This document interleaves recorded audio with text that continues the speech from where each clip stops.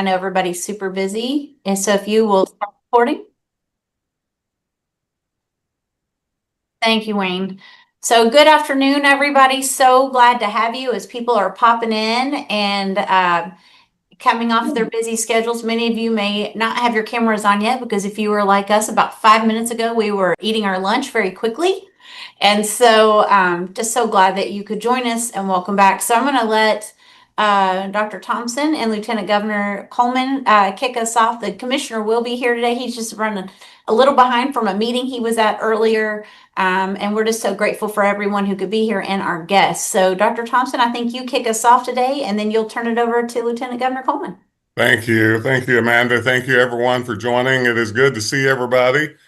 People ask me and say, what does it, feel like starting a new school year? I don't feel like I've ended the last school year. So it's a continuum. How about that?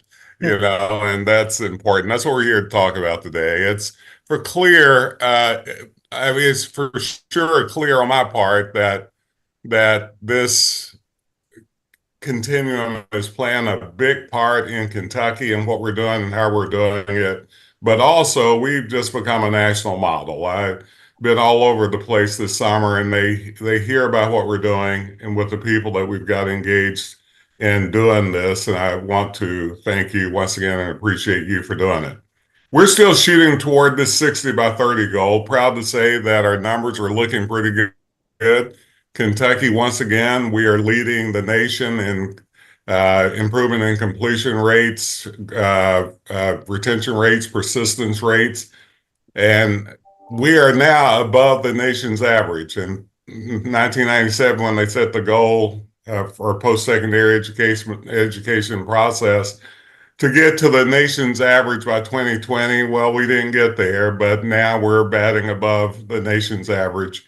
And so we're proud of that.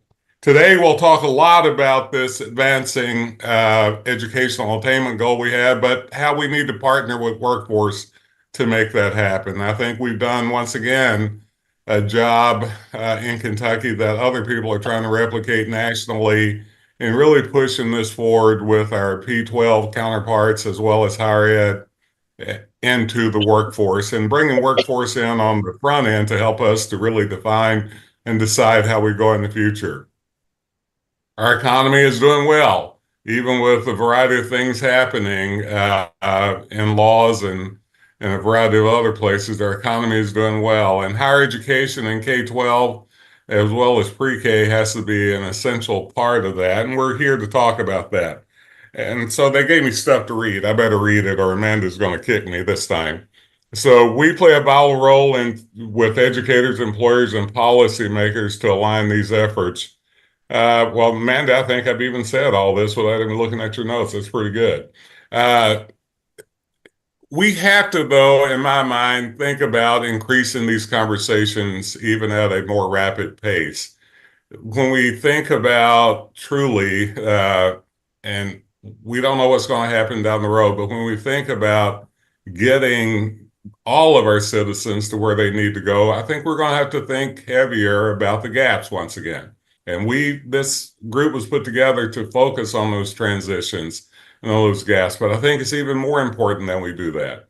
And that's all the way from looking at what we need to do, the gaps between pre-K and K-3 or between high school and college. These blending efforts have been very good, but we're going to have to think about how we blend even better, how we do more work-based scholarships, how we do more apprenticeships, even in teaching, how we do more of making sure that our very low income with what could be happening with Pell is very much a part of our conversation, even with the short-term Pell or the workforce Pell, how we become a quality what I call a quality check here in the state to make sure that it's working in the direction that it needs to work in. We need to think more about credit for prior learning. We need to think more truly about what competency-based education looks like. So all of these are coming to our attention, and in my way of thinking about it, the continuum is a great place to land some of these conversations. We can't do everything. I know that, Amanda, and I'm surely not trying to put it on our agenda, But I am saying, though, that it is important when we think about how we really directly connect education to the outputs that the state needs. And by the way, if you look at any sort of research data, look at any statistical data, it's the most direct correlation. So once again, I thank you for being here. I could give you a bigger speech, but I would be kicked, and I won't do that. With that in mind, I want to turn it over to our partner and our Lieutenant Governor to kind of take us from here. Thank you, Dr. Thompson. I'm in my new digs now, so I'm trying to make sure everything's set up because we're all out of the Capitol now. So this is Oh, my that's first. right. You are out of the Capitol. Yeah. We're out. They kicked us out. So I'm trying to get everything set up. This is my first video meeting since that happened. So you guys are like my guinea pigs here. But we've been working really hard. We've got a lot of partners. I know we're all here together to remove barriers, to make the transition for students smoother. But I know I see a couple of people in here I want to give some shout outs to because they're doing amazing things within the administration. So Lynn Baker at the Governor's Office of Early Childhood, we have kicked off our Pre-K for All tour around the state. We're really making a big push to make sure that this is something that's available for every Kentuckian, regardless of zip code. And so I know that the Early Childhood Office is working hard on that. And to JC Gregory over in Adult Education, one of my favorite things to share is one of the first things that Governor Beshear and I did when we were elected was to waive the GED fee, the number one barrier for people who deserve a second chance. And at this point, we have over 25,000 Kentuckians who have taken advantage of that opportunity. And so that goes to show when you remove barriers, when you help people to be able to get from where they are to where they want to be a little bit smoother, which is all the goal of this continuum, then great things happen. So I'm thankful for your all's partnership. I'm thankful for what you do in your regular job and then what you bring from your regular job to this continuum, because without everybody at the table, I think we all know that we wouldn't be where we are. And Dr. Thompson, I want to share those statistics about the college going rates. I'm going to have to get that from Amanda, but thank you guys for being here, and I'll kick it right back over to Amanda and let her get us started. Thank you both, President Thompson, Lieutenant Governor Coleman. I always like to start off with strong starts, and I appreciate you both sharing.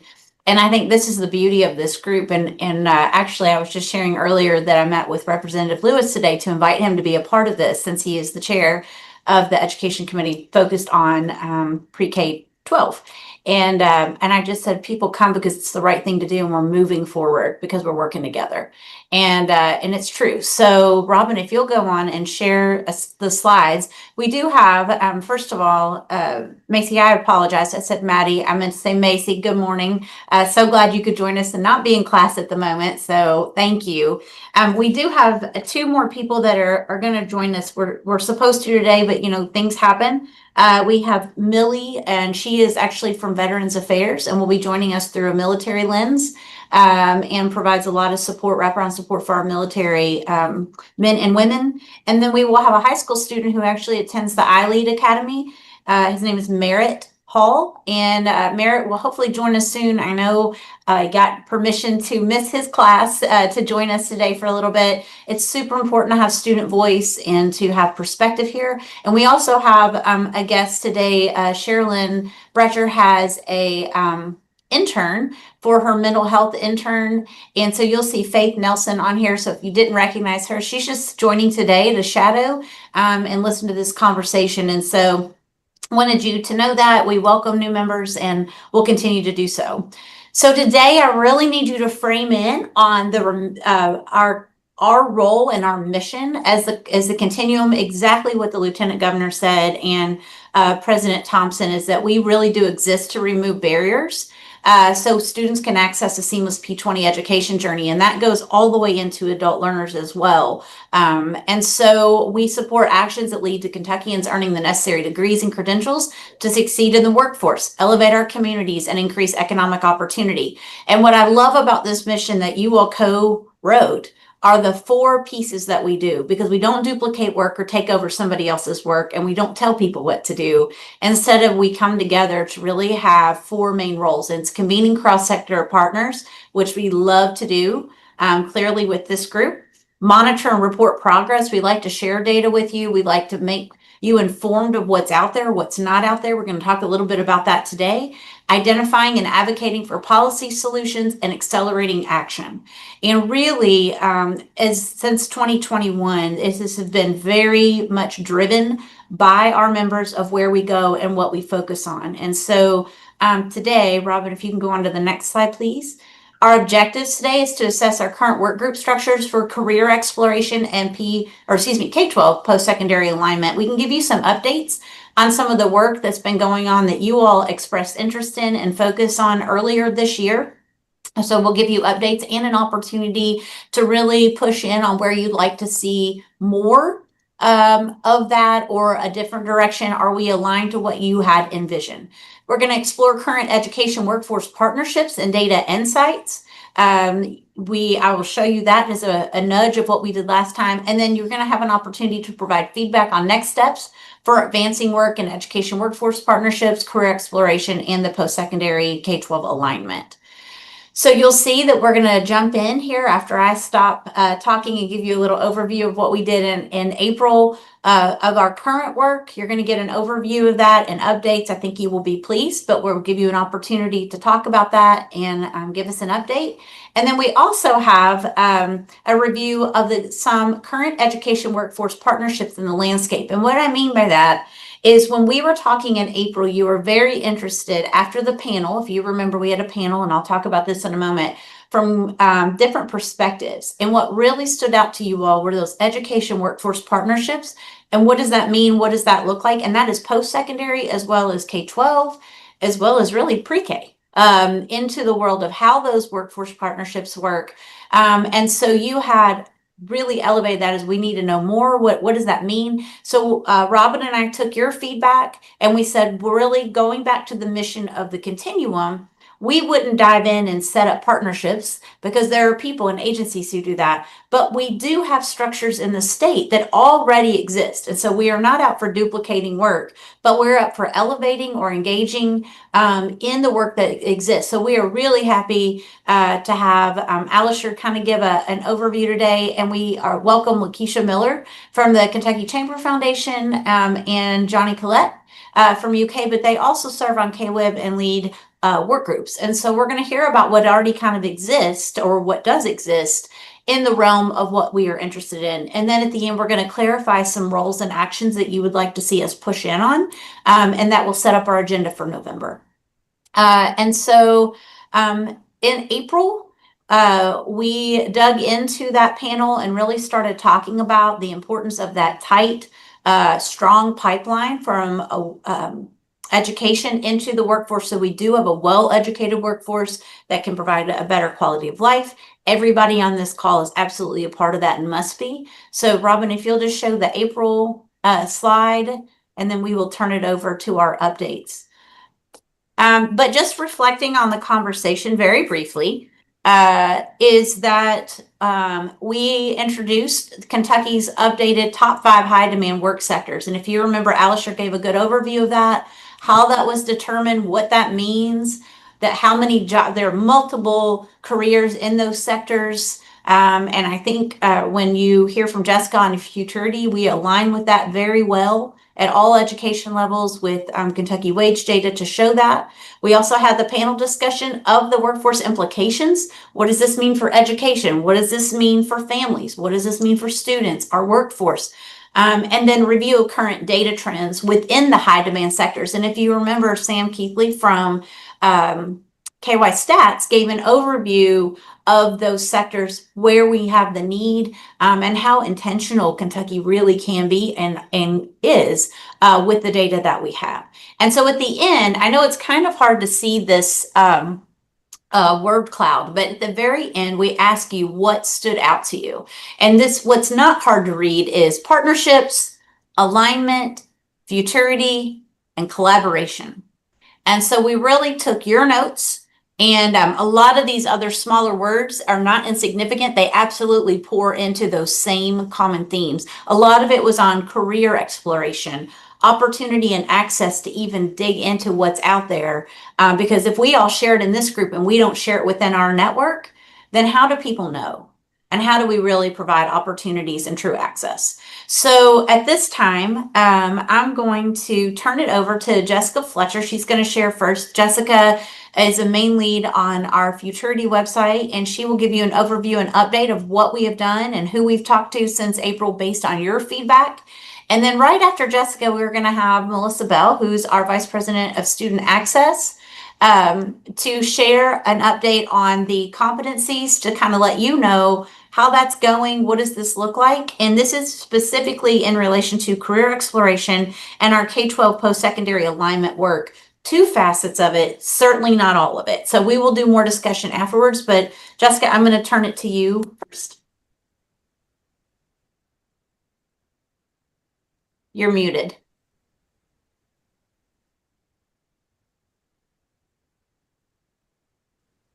We still can't hear you, Jess.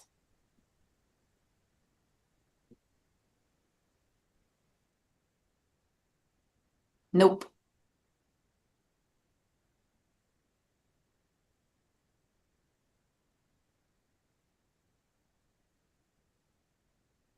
Do you want me to start with Melissa, maybe? Now I can. Oh, nope, it just cut back out. Okay, we'll go into Melissa because it's kind of muted, like when you do speak. So you may want to log off and log back in. Melissa, we're going to turn it to you and pivot. Absolutely. And Robin, are you doing the slides? Awesome. I appreciate it. So I appreciate the opportunity to give you this update today and any opportunity to talk about the Kentucky graduate profile, as Dr. Thompson will tell you. I like talking about it. But before I give you an update, let me give you kind of a reminder or a refresher about what it is. So the Kentucky graduate profile is the post-secondary learning framework in Kentucky. So these are the 10 essential skills that graduates need, and you see them on your screen there.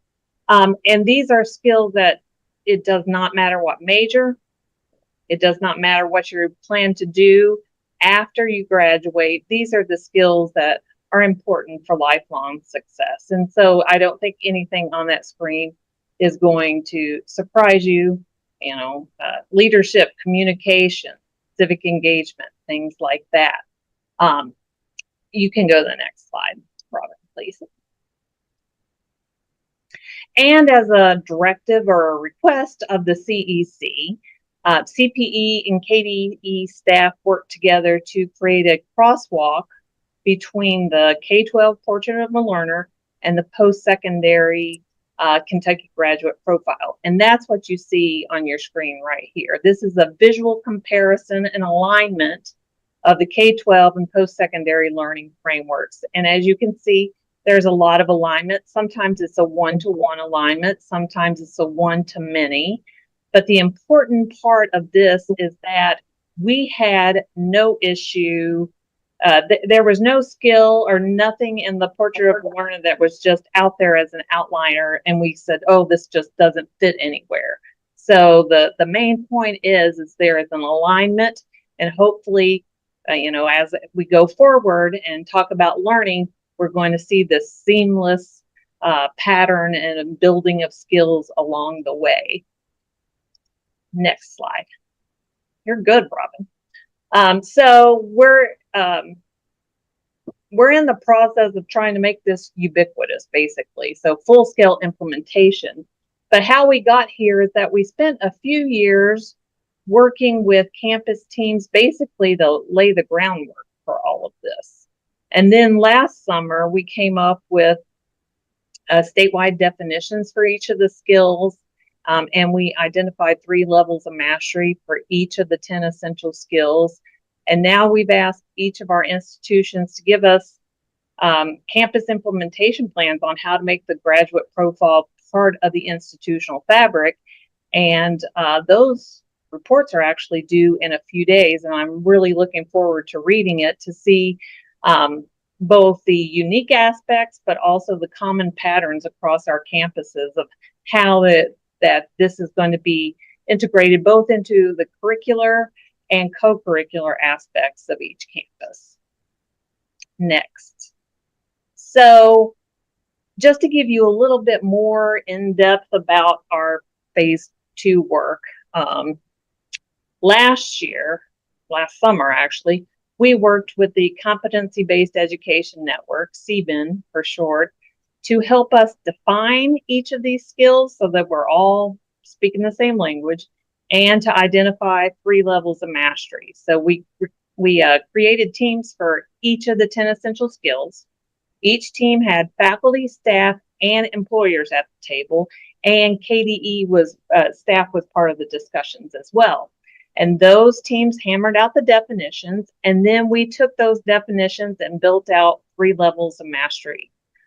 We had a public review period where other faculty, staff, and very importantly, employers, and we actually had, if memory serves me, about 100 employers who actually commented on this. We took all the feedback and we incorporated that into the final product. So for each skill, once again, there's a definition, and then the 3 levels of mastery. The first one being the I think that's actually supposed to be, well, no, benchmark. So the benchmark is what's expected of someone just coming into post-secondary. So students are beginning to show these skills, but they may need some help.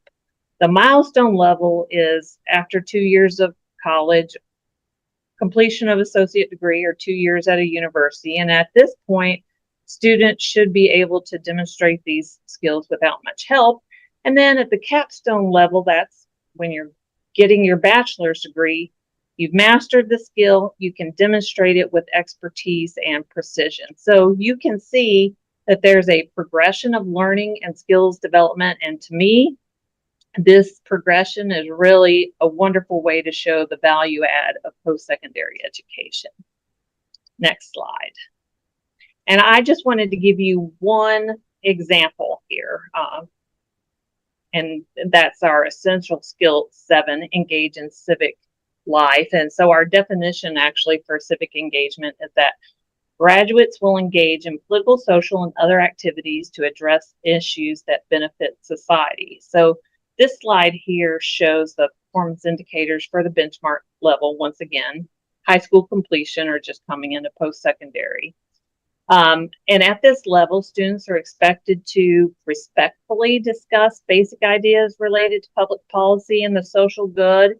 They should be able to express their own opinions, but also very importantly, to acknowledge the opinions of other people. They should be able to articulate knowledge of democratic principles, the U.S. Constitution, and the impact of individual and community involvement in American government, both historical and current. So this is kind of demonstrating civic literacy. And then they should be able to describe opportunities for themselves or groups of people to engage in civic life to bring about positive change. And so you can also see that even though this is a clearly defined essential skills 7, there are lots of skills built into this. You can see communication, you can see interpersonal relations, you can see critical and creative thinking, you can see leadership. And so this is the benchmark level. Milestone builds on that. Capstone builds even further. Yes, thank you, Robin. So what we're doing right now is really focusing on helping faculty and staff at institutions incorporate skills into the curriculum and co-curriculum. So we are building an online resource center, and that's the screenshot that you see in front of you. This resource is by no means complete, but the screenshot will give you an idea of what we're doing. So we have some basic information about the graduate profile, its history, why are we doing this, all the definitions I just talked about, all the levels of mastery that I just talked about. And then for each skill, we're identifying resources related to the knowledge, skills, and application for each of those 10 essential skills. And very importantly, each section has resources related to assessment so that We're not just talking about it. We're talking about ways to demonstrate. And then I also wanted to point out that even though we're really focused on the faculty and staff resources right now, one of my major goals this year is to really further expand upon our employer partnerships. I already talked about how we incorporated employers into our work beforehand, but I also work very closely with Leslie Sizemore, who heads up our workforce efforts here at CPE. But I would love to expand our employer base, get more involved, and help do this continuous improvement and have this constant feedback loop as we move from basically the preschool onto the workforce. So, and Robin's already ahead of me up there. Thank you, Melissa. Just one question that did get brought up. Dr. Gregory and Dr. Thompson answered about it. I just want to make sure the whole group sees it. It says, is the educational level high school completion inclusive of individuals completing the secondary process, HSE or GED, or is it exclusive to high school diploma awardees? The answer, it is go ahead, Melissa. Well, I was going to say that, and we don't actually even say high school completion. We just say new to post-secondary. So, right. Yes. It is included, obviously. And the point I want to make here is, and I want everybody to understand, before we developed this, many of you may remember we employed a group, QA Commons, a long time ago when I came into this role, to really work with employers on the front end. I mean, this is every employer you can name, to really talk about what are we missing in post-secondary to get you all what you need. So these 10 essential skills, if you want to call them that, we call them employability skills, were defined by employers. I mean, I talked to hundreds of employers. So these, and still do. So we are incorporating this in all of our programs, starting out with general education. So we want every student to graduate. Now, we hope to build on this, just to be clear. We hope one of these days all of our courses have capstones. We hope to have, probably I won't be in a position by the time this happens, but 100% of our students with a work-based learning experience of some sort, or a research experience, or something along those lines. What we know is that this impact is going to be, yes, on our economy, on our workforce, that's positive, but it's also going to make a more well-rounded student. And with those, as Representative Tipton will say, those lifelong learning skills. So the point, this is, by the way, no other place in the United States doing this, and everybody's getting us to speak around the country on how we did this and how we got to that point. But all of our institutions, all 16 community colleges and all four-year institutions and our privates are coming in on this too. So just to let you know, this is going to scale. This is not just doing it around the edges. We're taking this to a massive scale. So it's not just about those technical pieces of knowledge that employers told us we did very well on, but it's also those employability skills that they can take with them throughout life. Yes, thank you, Dr. Thompson. And we're going to continue on with this as well, because I do know, I want to note too, Lynn, that I think we've even talked about early childhoods, their essential skills, those social and emotional learning skills really are very similar on the self-help, self-advocacy skills, align very early on with what the learner, the profile of a learner actually does at K-12. And so how that really feeds in, it would be amazing to have your roles piece aligned as well and really see the development of those dispositions and skills even early on, just of how we interact as individuals. So that has not gone forgotten, I will just tell you, but emphasize. But Melissa, thank you so much for sharing that. Don't go, because we have some question time here in a minute, but I'm going to go on and turn over to Jessica and let you give us a futurity update. Okay, can you hear me now? Yes. Okay, great. So, sorry about that. I am actually in Eastern Kentucky today, or Corbin, which I think is more like South Central. Um, and what I'm doing down here is sharing out about Futurity to the Shaping Our Appalachian Region, or SOAR conference. And it has been a really great experience and really great exposure for this brand new platform for both college students, people at KCTCS schools, and all kinds of workforce development and healthcare people down here in Corbin with me. So great to kind of network and get the word out about Futurity, which is what I spend most of my time doing these days. Since we met in April, Futurity has just kind of exploded. We have, especially when school started just a couple of weeks ago, we saw a peak of usage. I think we got about 1,200 views in one day. And this week we've had about 400 views. So, I mean, we are really reaching K-12 audiences, we're reaching adult education audiences, and basically anybody who wants to kind of explore the education to career pipeline. But what I wanted to show you and update you on today is a new feature in Future Finder that we just added about a month ago, which highlights the CTE program area that is for each of the 700 occupations that are in Future Finder. So if you see on the screen I just selected at random this occupation for medical and health service managers, you'll see the programs area for CTE courses in high school is health science. From there, you can go into the CTE area and read a little bit more about health science, especially if you are a middle school student or an early high school student trying to figure out what that career pathway is. The other thing we did was add a section there at the bottom of the screen for military aligned careers that tells people who have served in the military and are looking for a civilian job as they are entering back into civilian life, what how the careers that they had when they were in the military align with the careers that we have listed in the in Future Finder.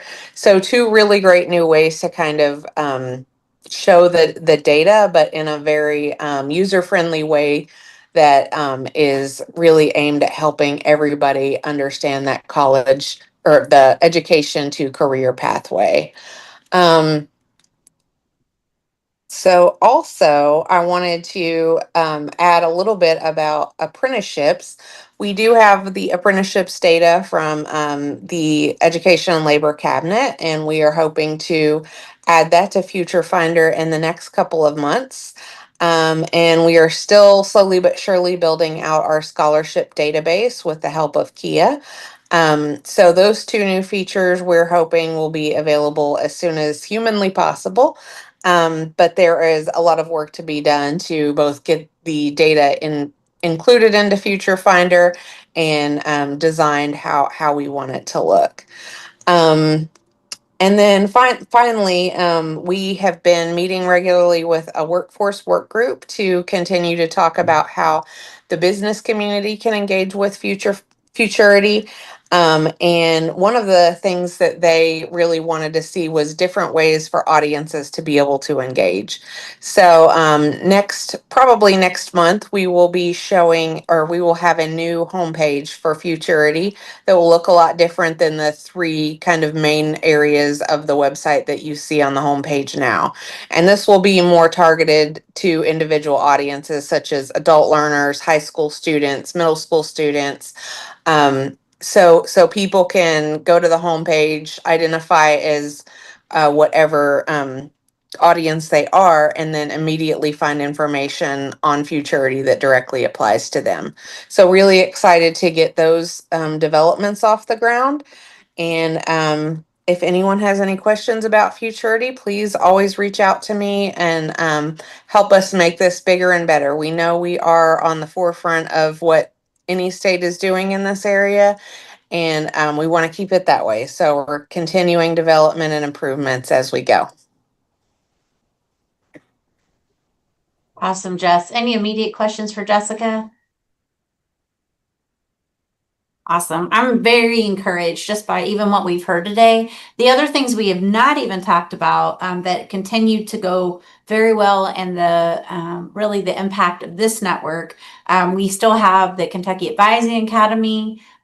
We have based on the conversation from April, really drove our focus for our Kentucky Advising Academy webinars that are really focused on workforce alignment, advising, career exploration, partnerships with 2- and 4-year institutions along with employers, which is really encouraging. We have great resources and we'll share those with you. Same goes with dual credit and really looking at optimizing dual credit to really align with those career aspirations and partnerships and intentionality. And we will share those with you. And I was really hoping Jim Flynn would be on today. He very rarely misses. So I know that he is probably very busy, but he reached out, and their superintendent, this semester's meeting or their fall convening in September is focused on the top 5 high demand job sectors and what the superintendents are doing to embrace a broader view of future planning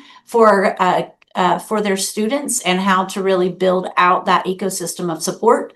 And so I'm really encouraged, and he is inviting higher education and workforce to the table in front of all of the superintendents. And I think probably Representative Tipton will be there or on the stage. I'm not for sure, but there's definite engagement with superintendents, and Dr. Flynn being quite the voice of those educational leaders and carrying that same message, I think is super exciting, and really promising as we continue to go. So we're going to stop for a minute. Is there any conversation before, anything that sticks out to you or things that you feel like weren't mentioned or you have questions about before we do a quick poll of just getting it?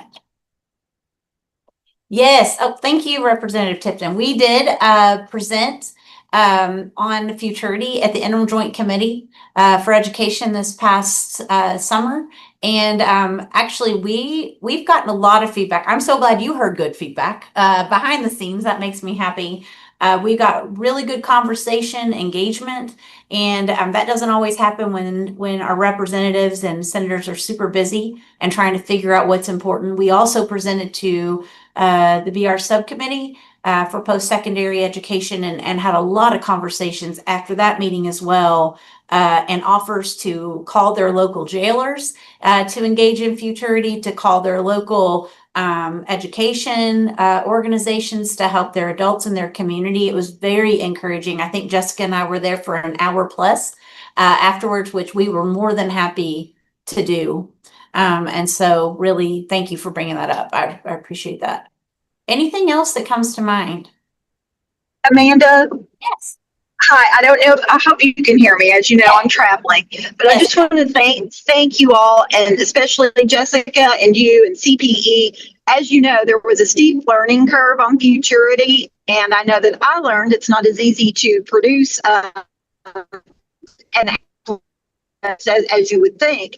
And so I am so excited to hear all of the new pieces that are coming along with it, and the fact that it's actually getting marketed and communicated throughout the state. This is a huge asset for people to use, for students, for adults, and I'm just very thankful that we've had a collaborative effort to pull this off. And again, special thanks to you and Jessica and CPE.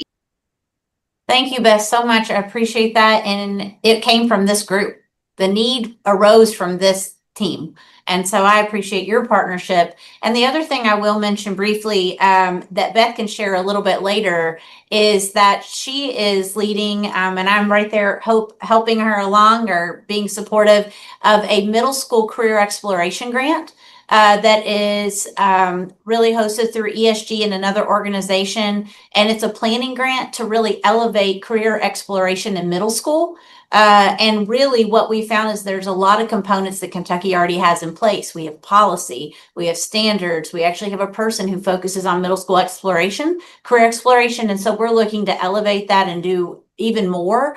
And I appreciate Beth's leadership in that. And we have representatives from different schools And it's encouraging. And I think we can do great things. So Robin, I'm going to have you put the poll out. You're going to see a Zoom poll, and it should show you where you can type directly, or if it doesn't, it'll ask you to, or it'll offer you a QR code. But give you a minute to answer the questions, please.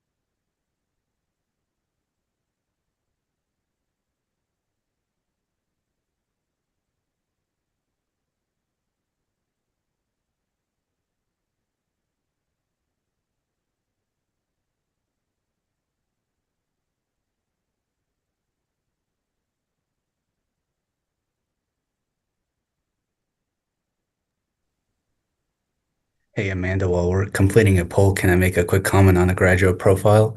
Oh, please. So before I introduce myself as part of the K-Web, I do want to note to you all, I have an adjunct role with Kentucky State University in the once a week in the evenings, and the graduate profile was actually given to us to incorporate into the syllabus. So it's good to see those two connect. And I know President Thompson, you used to be president at KSU, so KSU is definitely taking the steps towards making sure students graduate with those skills. Thank you so much for sharing that. Hey, Amanda. Yes, Kathleen, please. Oh, it's Penny. Oh, Penny. Yeah, I see. I don't know why that's legit. Yeah, it's me. Oh no, it's just me. Formal, Penny. It's so formal. Yeah, go ahead. I gotta take that off there. What's that up there? I'm thinking about the new assessment and accountability that's going to be coming, Yes. and I'm thinking about local accountability and how much that's going to weigh. Yes.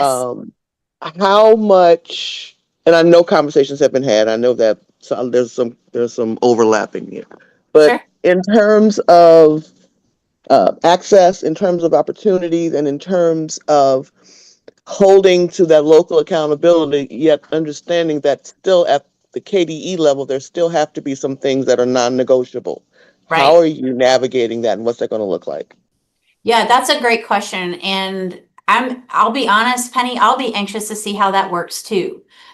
Because I think the work around the local measure is well respected and appreciated across the state. I will be very anxious, and maybe Representative Tipton has an opinion from the General Assembly, but even from the federal government, I'll be anxious to see how that's embraced in the assessment and accountability model, because I think there is effort to have an authentic assessment and a relevant assessment of what's going on. So I'm not sure, to be completely honest. And I know the commissioner's supposed to come in as soon as he has a signal from Paducah, but I think it's a really good question, especially for alignment purposes. So I don't know if That part. yes, that's what I wonder about. Aaron, did you have something? Yeah, Penny, not necessarily on that. I think I understand your question. And for us in post-secondary, even though we do believe our institutions have their own mission and looking toward where they need to look toward, especially when you think about 16 community colleges and where they serve, what constituency they serve. And even when you think about big research institutions like UK and U of L versus smaller comprehensives like KSU and Moorhead, we feel, though, that we wanted to make a statement that every college student that graduates in Kentucky would have these 10 essential skills incorporated into theirs. So even though KDE and the K-12 districts may not align exactly with that uniformity that we're trying to do, we do believe that if they incorporate whatever they incorporated at the local level, we'll crosswalk that into post-secondary, right? It may not be all, we're asking them to do all of them in post-secondary, right?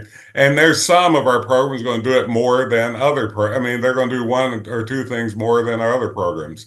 And you would even argue, how does civic education, civic literacy become a part of that? We determined that that was an essential skill in that regard. And we feel like by the time a student gets out of post-secondary, whether they receive that in K-12 or not, that we feel like that we had to say that the students are coming out of college will have received that somewhere. So we don't know how it's going to end up being a part of the accountability system for K-12, what P-12, but we know that we're going to be able to crosswalk, we think, all of those, no matter what district they're from. Yeah, and I would, I'm sorry, Penny, please go ahead. Well, I was just going to say we have the portrait of a learner, portrait of a graduate, whatever your district chooses to call it. I think that's a great place to begin, right? Because it's being a good citizen and all these other things that come into play with a portrait of a learner or a portrait of a graduate. So whatever it looks like, I just want to make sure that we're not checking boxes. Yep. And Dr. Thompson, we've talked a lot about this. I'm always about access. If you don't make these opportunities available to every kid, regardless of what program they're in or what demographic, then you're gonna lose some kids, right? And we're not going to get the results that we really, really desire. I fully agree. That's why we thought ours is going to be actually incorporated in all of our programs and all of our curriculum. And our pedagogical or faculty development will be around this as it's already started. And we have faculty, staff, and everybody else been involved with us from the beginning on this. So we feel, especially, Penny, I'll just point out, when we think about gaps, and I think that's where you're going, we have to make sure that every single student, no matter where they're from, are getting these skills. They're getting what they need because they need to be computer literate also, right? They need to have a numeracy and a set of literacy processes in place that they can build on once they get out of college even. So I hear you. And then that's why we wanted to make sure that that became really our accountability system, with a lack of a better phrase, that makes sure it was incorporated into the threads of the campus, the curriculum, and the pedagogy. Dr. Ellis, Yes. if I could add a little bit to Penny's question, Commissioner Fletcher presented at the June interim education meeting, gave a presentation on this United We Learn proposal. Actually, I was not able to attend. I was in D.C. telling them what Kentucky's doing on math education at a meeting. But I've talked to a few people after that meeting. I think these, especially on local accountability, the biggest concern that I hear is how are we going to have an objective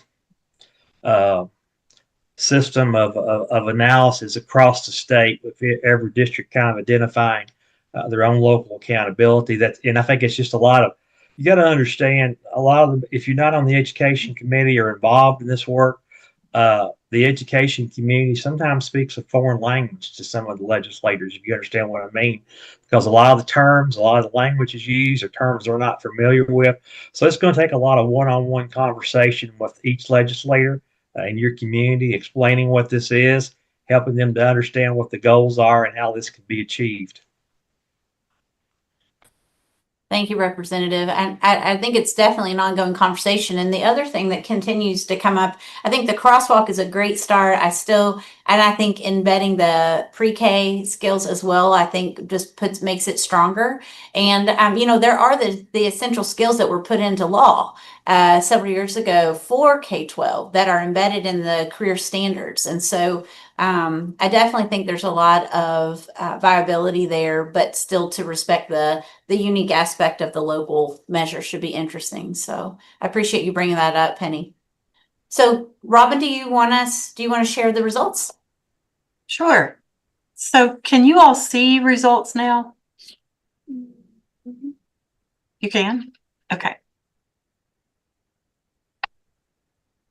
So I just wanted to let you all take a look at what came in. We had quite a few responses to the poll, and this will give the co-leads and Amanda and me some really good ideas and direction for the meeting that we'll have in November. We want to make sure that we can make the most of our time together. but you can see a lot there in the word cloud about career, schools, and alignments. A lot of words that we've been talking about. Ideas about futurity, ideas about progress or improvement, students, careers, data, futurity, just more and more going a little bit deeper in all of these different subjects. And then it seems like there's a lot of positive thoughts about the alignment to the work that we're doing with the continuum. And so, you know, the topics of career exploration and K-12 and post-secondary alignments really came out of the conversations of the continuum early on. And so we want to continue that, but we want to make sure that we're staying on the right track and in the right lane as far as what the continuum's role and where we feel like we could have the most influence. So thank you all for participating in the poll, because it will really give us a lot of content and information as we think about making the most of November. So we're gonna move ahead now and kind of shift gears into, we've been thinking a little bit about some of the robust work that's already going on around career exploration and K-12 and post-secondary alignment. And now we're going to start talking a little bit more about educator and workforce partnerships and participation. That was really a theme from our meeting in April. And after that meeting, Amanda and I have done a lot of talking and thinking about, well, how do we figure out what's already going on?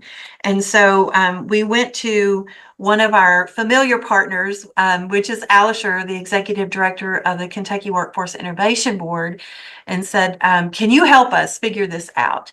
And so we really appreciate him introducing us to Lakeisha Miller and Johnny Collette, who's also a longtime friend, colleague, that who already have some work going on in the realm of educator and workforce partnerships. And so what we wanted to do was have Lakeisha and Johnny come today, and Alisher, to share a little bit about some of the current work. But we don't want you to think of this as an exhaustive kind of discussion, but just as a couple of examples of good work that's already happening in our state around education and workforce partnerships, so that the CEC can really think about, what do we do next, and how do we think about supporting or leveraging the work that's already going on to accomplish the goals that we have around educator workforce partnerships. So Alisher, I'm going to turn it over to you, I think, to give just a bit of an introduction to the conversation, and then we'll hear from Lakeisha and Johnny about their specific work. Yes, and thank you, Robin. Thank you to the Commonwealth Education Continuum for allowing us to come and speak today. We'll ask for the slide to pop up whenever you can, but to kind of give you guys an introduction to Kentucky Workforce Innovation Board, we are situated within the Department of Workforce Development at the Education and Labor Cabinet, but the Workforce Board is made up of 51% business organizations. We are chaired by Lori Ulrich, representing Fleming Mason Energy, and our vice chair is Johnny Collette, and I'll introduce my colleagues here shortly. But with that 51% business representation, we also have 20% labor and workforce representation. We also have government representation with the governor, lieutenant governor, with the economic development, with us at Education and Labor Cabinet. And then we have the legislative branch with Senator Higdon, Representative McCool, our mayor, county judge executive, and also we have educators on the board from everything from K through 12, post-secondary, and adult education. So it's a very diverse group of individuals coming together on a quarterly basis to move Kentucky forward. One of the key things is to be an advisory board to the governor and the executive branch, but at the same time be able to understand what are the signals from the business community that we need to follow. I'm a student of economics, and supply and demand is the way I live my life. I have a quote here from the Fed, and it's everything you need to learn, you will learn in economics. And that is purely, an economics comment. But when we look at the point of what is the demand for our labor and what is the supply, and how do we mash the two, right? Dr. Thompson, you mentioned earlier blending and blurring the lines. And so what I'll go over here to lay the foundation down is what we're trying to do. We're getting signals from the business community. We are getting signals from the supply side, the education continuum, and trying to see where those alignments are and what we can do as state government and all the stakeholders to move it forward. So what you see in front of you is an infographic for our upcoming strategic plan. The strategic plan has not been released, but the goals and priorities have been settled on. And these priorities and goals were not drawn in silo. They weren't done purely on the government side. These came to be when we brought together not only the workforce board that's representative of all those individuals I mentioned, but also another sister board called the Education and Workforce Collaborative. That is a 19-member, primarily executive branch members, plus other statewide organizations that do some kind of education and workforce development. And then third, we brought together the business chairs from the 10 local workforce development boards across Kentucky. We wanted to bring all those three parties together and say what's important to you going forward. And so these goals overwhelmingly were the thorough line across it. We need employers engaged in the workforce system. They must signal those demands. We need education to be attained across the board, right? Whatever that is, short-term credentials, long-term credentials, everything in between. We need workers to participate. We want to make sure that the whole spectrum of individual Kentuckians have access to good quality jobs. And Dr. Gregory wasn't, up to speak for this panel, but he is our chair of workforce participation and driving that work forward. And then finally, organization and resource alignment. How are we looking at the return on investment? And it's more so, what is the value that the workforce development system brings to individuals, employers, and community? And so those primary goals have three priorities, with each of those priorities having metrics. We're not going to dive into the metrics, me personally, but I wanted you all to see the priorities and the importance that we heard from our stakeholders, and primarily 51% business organizations. And so I will turn over to our board members and the chairs of each of those committees, specifically employer engagement and education attainment. But I'll work in some color commentary along the way just to share some of the programs that are in place that we're doing, that employer and education spheres are connecting and blurring the lines. We want, at the end of the day, get people into good jobs. And we want companies to find qualified talent. And in a lot of ways, we have to blur the lines of what a student is to what a worker is, and to what a worker is to what a learner is. If we can blend the lines, we're doing a good job at it. So with that, I will turn over to Lakeisha Miller, who serves as the proxy chair for employer engagement, and I'll let her speak a little bit about the work she's doing with KWIB and beyond in kind of answering the questions that you all had. Lakeisha? Thank you so much, Alishir, and thank you to this group for having me. As Alishir mentioned, that I am the proxy chair for the Employer Engagement Committee. So, I'd love to kind of talk to you all about what does that actually mean, and really talk about like some of those buckets. One of the buckets that you saw there was work-based learning, which also, my good colleague Johnny Collette, he's going to also talk about. But before we do that, I think it's important to understand what employers are looking for from a workforce ecosystem. So, from my perspective, working at the chamber, working out of our foundation side, when employers have a need, they could care less who gets credit, whether it's for skilled workers or expanding their talent pipelines or just removal for employment barriers. They don't want to have to knock on 10 different doors to get an answer, or to be connected to a solution. And I think as a state, we are rich in resources, rich in programs that help employers do these things.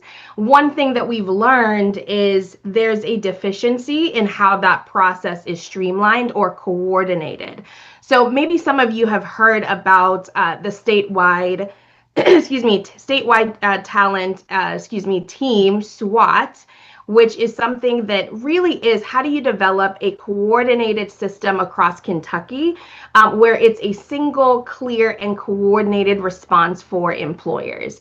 So developing that statewide workforce and talent team makes that possible, right? It takes the guesswork out of what does employers need, and so we can be responsive to triaging across different partners in a timely fashion.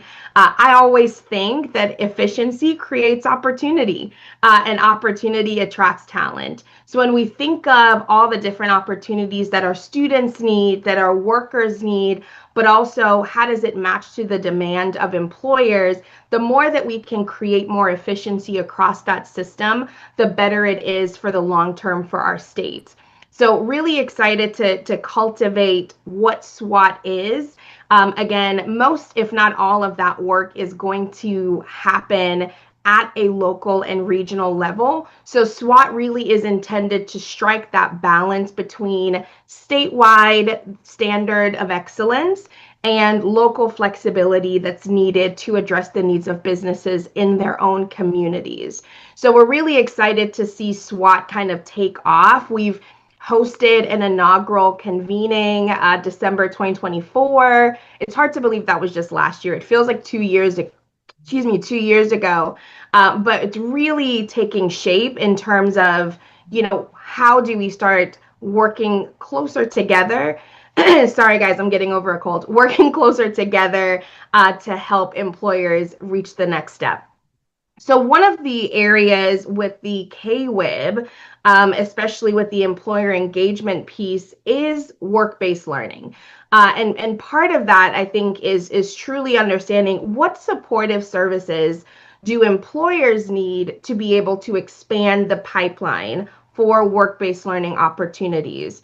So one of the things that always sticks out to me just from a national perspective is, over 65% of students who have paid internship positions or some form of work-based learning positions, they do move on to have stronger career readiness.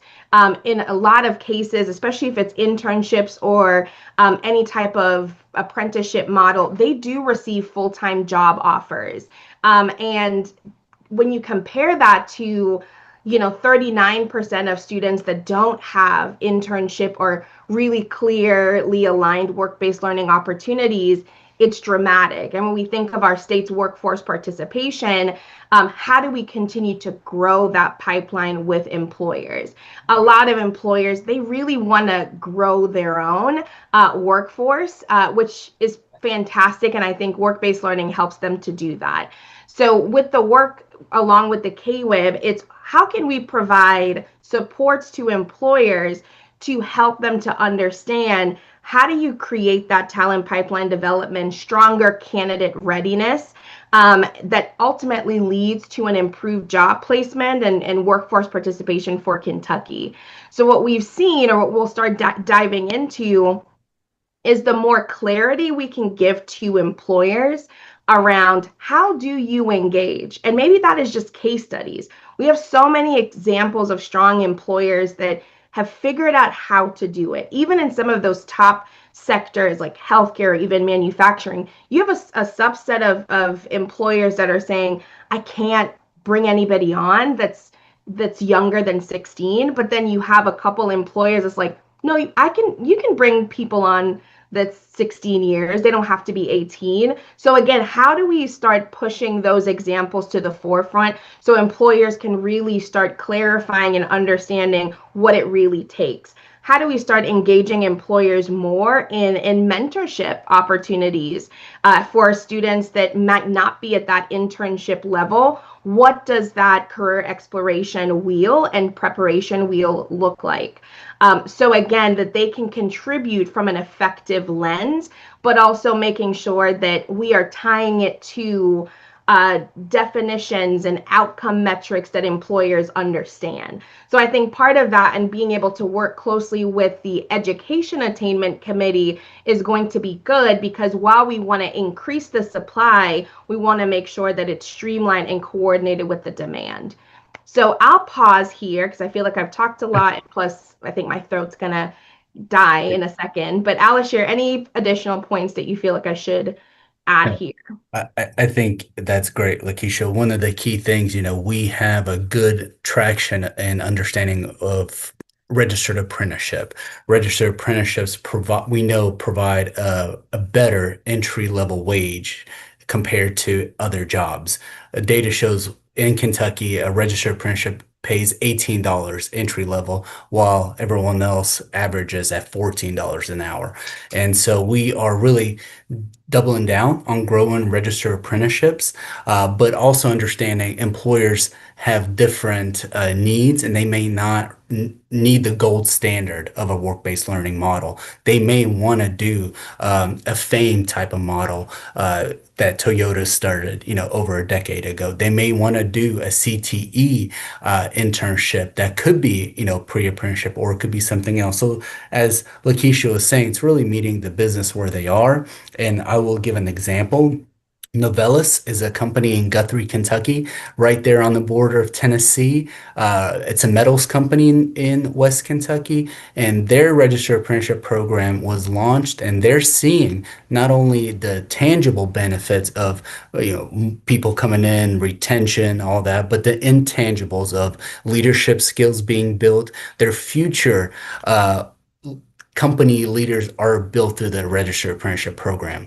I had the chance to go to SHRM yesterday, talk to some individuals, and companies are really honing in on succession planning.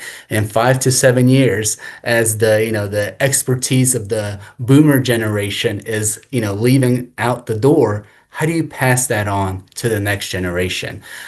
So we think one of the answers is work-based learning. And with that, knowing that employers are saying we need this, and then educators are saying we need this, I want to turn it to Johnny Collette, our board vice chair, and also the committee chair for education attainment, and allow him to speak a little more about what he's doing.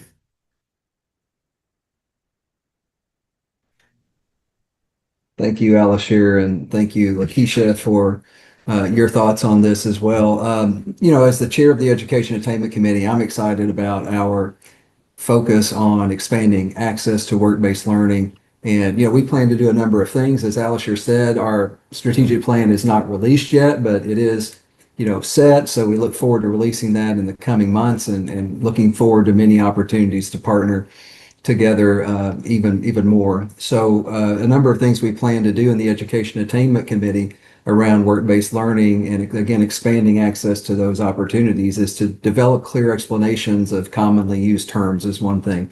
And we know, that's not to replace how other people talk about it at all, but it is we've heard from business, right?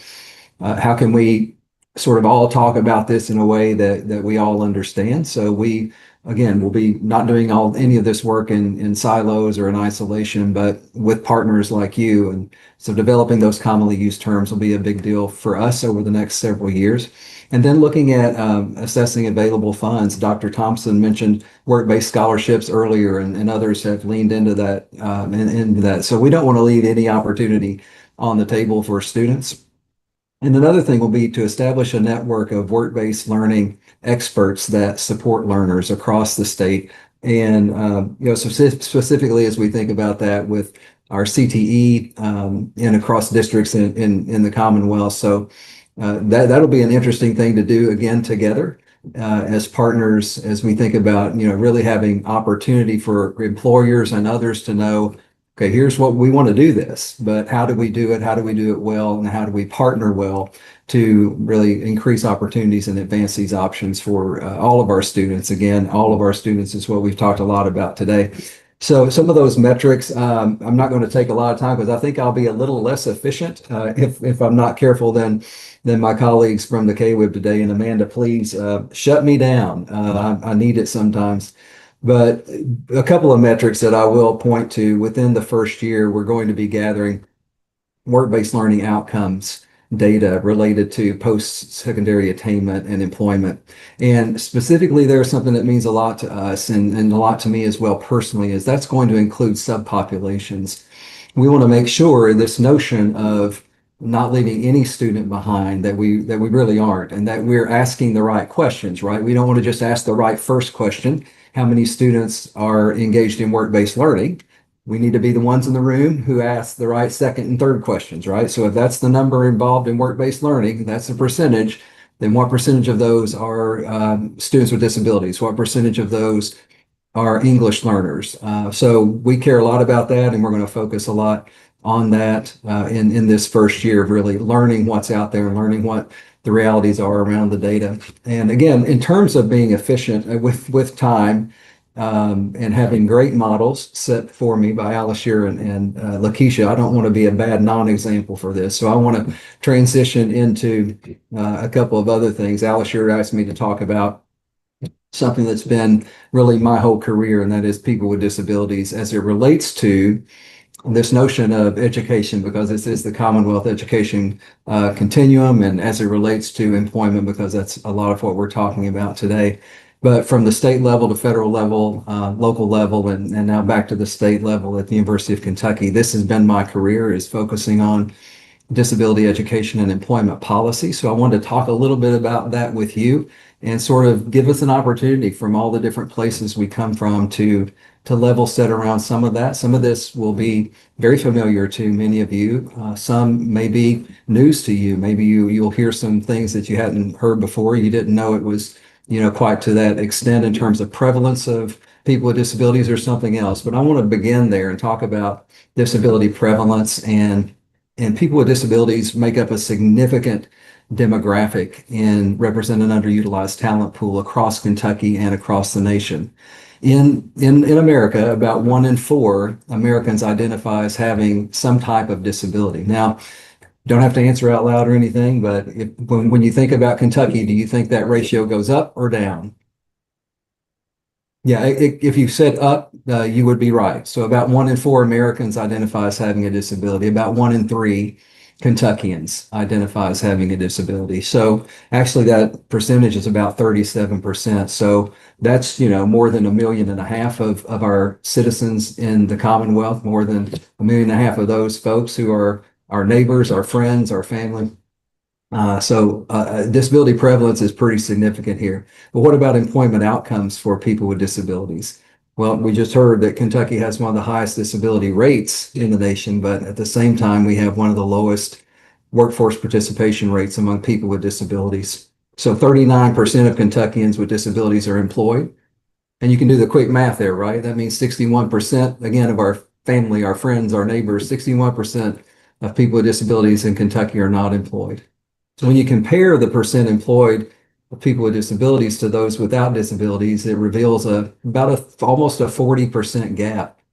And you might guess that ranks us pretty low among our state partners and state friends and neighbors, and it does rank us pretty low. It ranks us 50th, 50, ranks us 50th in the nation, and that's not where we want to be ranked. But there's a lot going on in Kentucky, and that's kind of where I want to wind down, because we're asked to talk about efforts that are underway, and Kentucky has done a lot to address this low engagement of people with disabilities, and I'm not suggesting it started in 2018. I'm just giving you a couple of examples, I think, as Robin suggested. But employment first, which is that notion that everyone can work, and everyone, given an opportunity to work and have given the supports they need, can be successful. And we know that businesses who employ people with disabilities often do better than their peers who do not, and people who support those individuals with disabilities. And anyway, so lots of other things we can talk about with employers maybe another day, but Employment First was first in executive order in our state in 2018. There was an executive order by Governor Bevin establishing Employment First as an expectation in Kentucky. And in 2020, Governor Beshear also issued an executive order on the same. And in 2022, that was another bellwether year for us in Kentucky, because that's when the Kentucky General Assembly passed a bill on Employment First. And I was in those meetings, and some of you were too, certainly Representative Tipton in the House. But so thanks to the General Assembly, to Senator Danny Carroll for sponsoring that in the Senate initially. And there was no vote anywhere. This was in committee meetings in the Senate and on the floor of the Senate, committee meetings in the House, on the floor of the House. It was unanimous. And then the governor also signed this on March 24th, 2022. So truly a bipartisan, bicameral agreement we have in our state is how we set an expectation of more people with disabilities being engaged in the workforce. And so Employment First is a policy of the Commonwealth. This is the reading from the law. It's a policy of the Commonwealth of Kentucky that competitive integrated employment shall be considered the first and primary option for people with disabilities of working age who desire to become employed. Competitive integrated employment means that that people with disabilities are they make above minimum wage, and they earn at least the same or more than their non-disabled peers who are doing similar work. It means they have opportunities for promotion, opportunities for advancement, similar to those without disabilities who are doing similar work. And it means they're working with non-disabled peers. They're working with not just with people with disabilities, but they're working with people without disabilities. Again, to the same extent that people without disabilities doing similar work in that job would be doing. So clearly, we've set an expectation and commitment in our state around this as it relates to employment, and a lot of partnership around that. I want to challenge you with a question, and we won't answer it now, but just sort of to yourself. And then I want to close out my part with a couple of efforts that we've been doing with the Chamber of Commerce. Again, great credit goes to the Chamber on so much of this as well.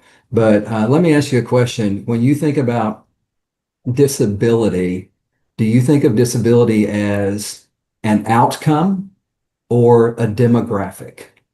An outcome or a demographic?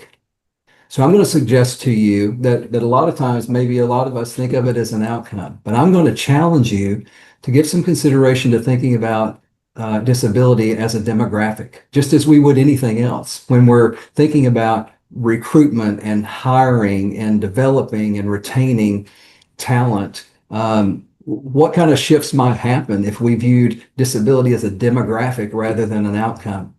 And if we truly believe that a thriving workforce in Kentucky depends on the full inclusion of all of our people, and that includes people with disabilities. But this is the Commonwealth education continuum. So what about education? What if we applied that same sort of question and answer to education? Again, I'm not suggesting everybody views disability as an outcome, but what if we view disability as a demographic and not an outcome? What kind of shifts would happen or potentially could happen in education? Would it increase the number of students with disabilities enrolled in CTE classes? Would it increase the number of students with disabilities enrolled in early post-secondary opportunities like dual credit? What about the number of students earning industry recognized certificate or other credentials, being a part of that 60 by 30, right? What about the number of students with disabilities engaged in work-based learning? So are those numbers we know now? I don't know, but we're going to do a lot of learning in our strategic plan over the next several years, and a lot of questions we're going to ask to folks like you.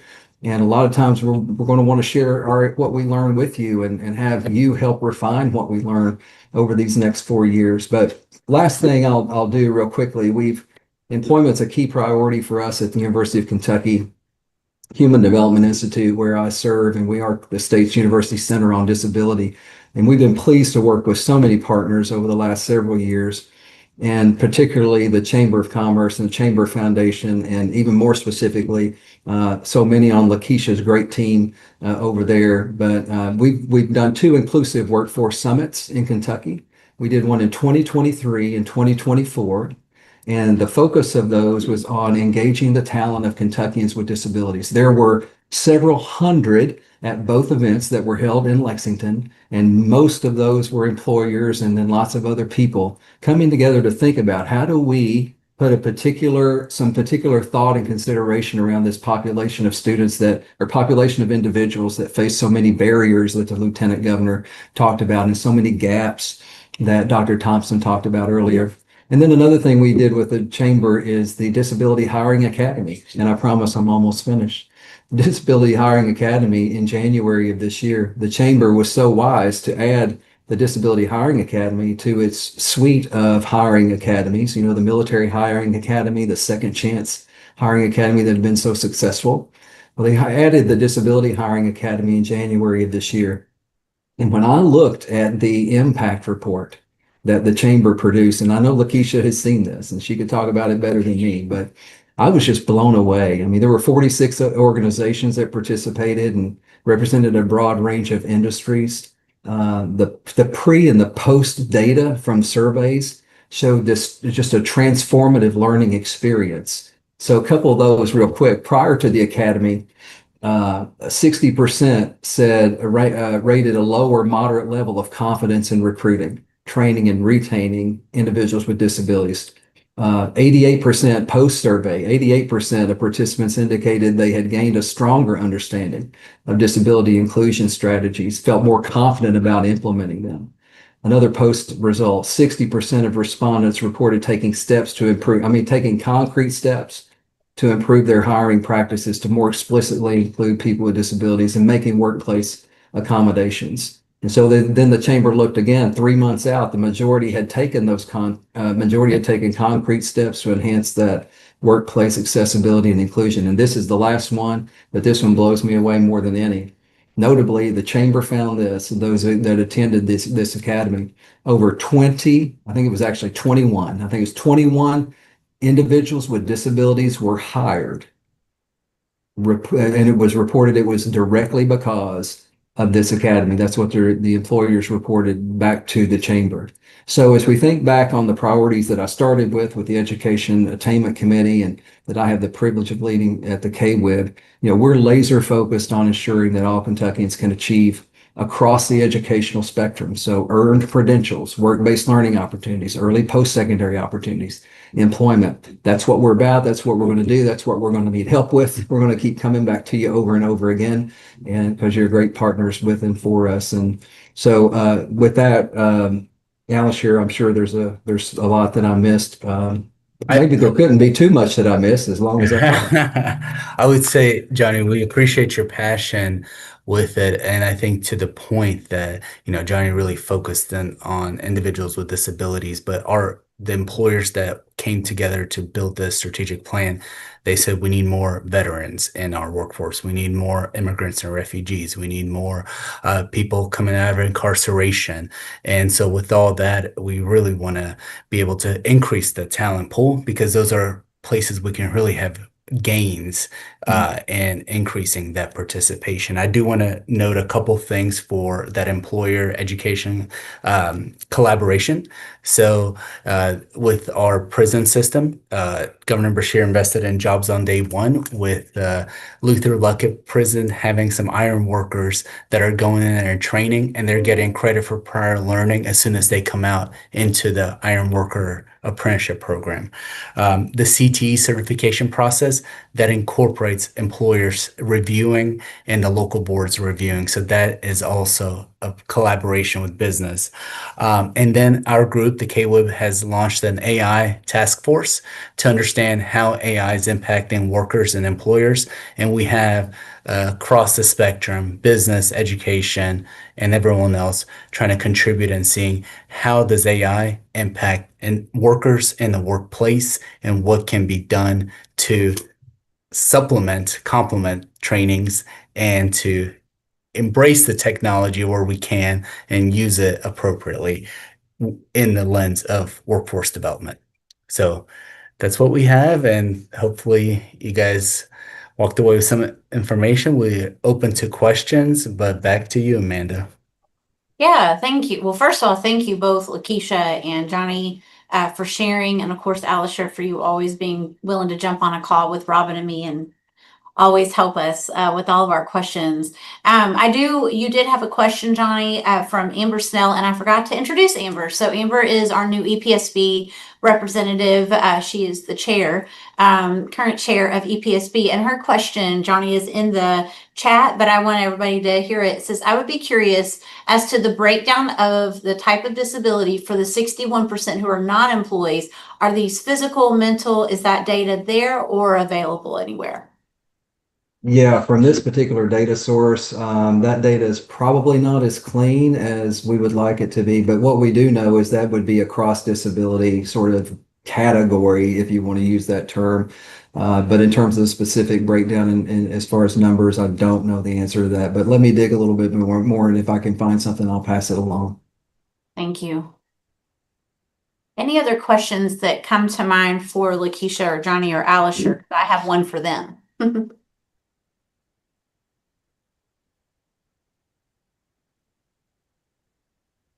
Well, Johnny, as you and Lakeisha saw, and you're fairly fresh to the CEC since we had you come, we are, like I said at the very beginning in our mission, have the unique opportunity for all these folks who are on this call. They have a sphere of influence, and we even have a few that aren't on today that have very much spheres of influence and change.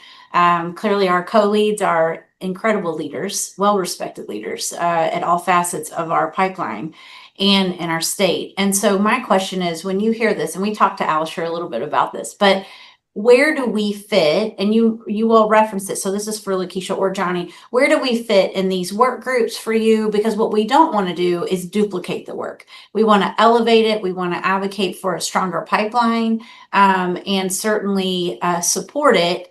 But we are an engaging group. And I will tell you, these folks, if they don't serve, they find people that are excellent to serve and dig in and capture the voices of Kentuckians, lived experiences, and really to help move things forward. And so I just kind of put that back on you guys as your leadership on the KWIB committees.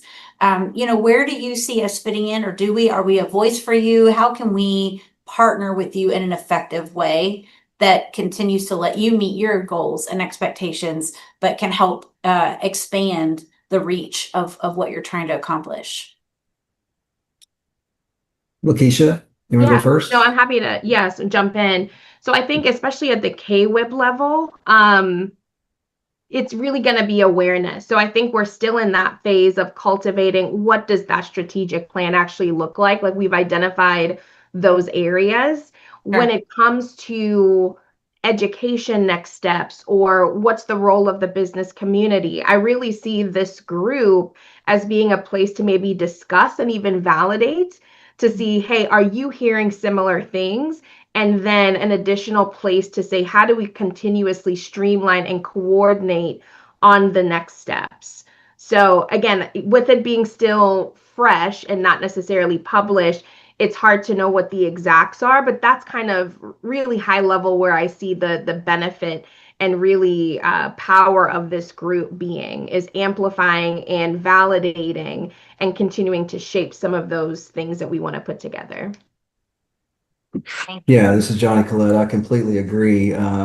While we are fresh, and I'm fresh certainly to this committee in terms of speaking with y'all, many of you are friends and longtime colleagues, and I've watched the work of the CEC from a distance, so I have a pretty good understanding of what y'all care about and what you're trying to do. And one of the things for me on the committee that I have the privilege of leading is, I suspect you're going to get an invitation from me at some point to come and speak to this committee, because we don't want to duplicate where unnecessarily, and we don't want to, sort of just continue to get better in isolation, right? We want to get better together and get better collectively. So that, and also, in terms of disability more broadly, I would love for you to consider us, me, all of us who do this work as enthusiastic partners. If this committee, if the CEC gets, even, I know you have been interested, but if you get even more interested on digging on some of that, we need to think more about that second and third question, right? What's the disaggregation look like? What are those needs if we want to make sure we don't leave any students behind? Consider us enthusiastic partners and people who are ready to drop whatever we can to serve you and partner well with you. Awesome. Amanda, I wanted to jump in. I was trying to get my hands up earlier. I just don't move Sorry. fast enough. I don't know how to raise my hand either. But a couple of points I wanted to make. And one, Johnny, I mean, first of all, we do see it as a demographic. As a matter of fact, our Committee on Educational Opportunities is getting ready to pick this up as one of our biggest monikers. I don't think we can do what we need to do unless we do see it as demographic. We know there's a variety of disabilities, right? So a part of what we've been able to deal with, get data, understand it, and so on. I think you can be a big assistance to us as we do that. That's number one. Number two, Lakeisha, we didn't talk about SWAT very much, but as one of the people who are, I named us SWAT heads, by the way, yesterday, just to let you know. But I heard. one of the things, with the Secretary of Economic Development, Secretary of Labor, Workforce, with Ashley, President of the Chamber, Ryan Quarles, the Commissioner, this is the first state that's ever put us together in thinking about what it means to build an economic development system from the front end and the back end. And Lakeisha, you've been our official gatherer of the herd, without a doubt. But I just want to say to this group, we've connected more dots, if you want to call it that, and talking about how each of us play a vital piece to keeping this state economically growing, right? And so I did want to just pick up off of Lakeisha's SWAT statement, and to do that, we were very much a part of resources of putting together the last convening. We're looking forward to the next, where we'll expand this even more.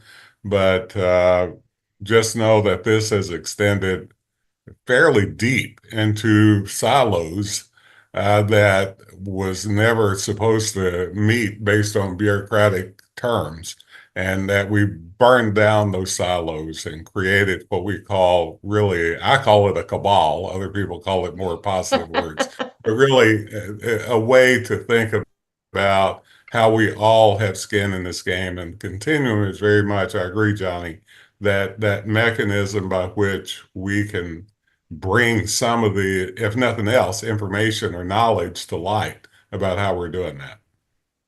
Yeah, and I think we also have an opportunity, whether it's through SWAT or just other programming, to also bring those best practices to light. So we'll inevitably learn the things that work when you're trying to build that coordinated system.